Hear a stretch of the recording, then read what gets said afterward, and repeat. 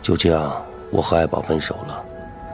分手，他显得很平静，好像早就有预感一样，好像什么事都没发生。虽然我也恢复了单身，却一点高兴不起来，总觉得像丢掉了什么。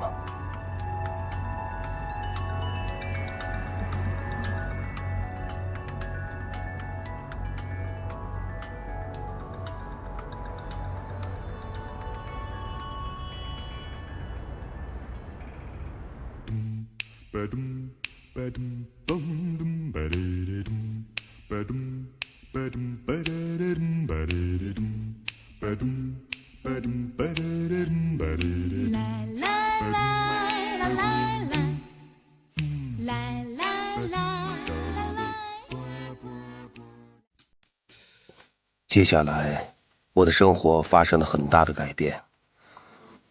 我和大学同学魏吉阳合开了一家广告公司，事业渐渐地走上了正轨。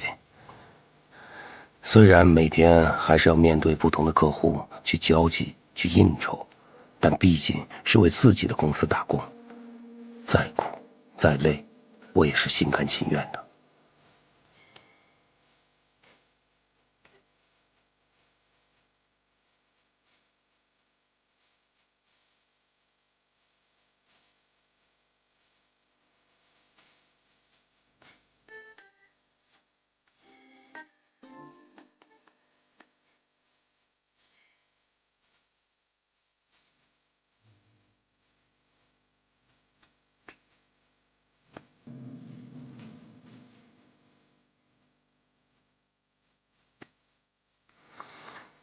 在一次偶然的聚会里，我认识了唐敏熙。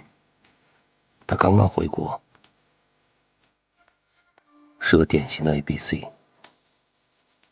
她知道我是开广告公司的，便主动要求入股我们公司。几经磨合之后，我觉得这个女人在事业上是个非常好的拍档，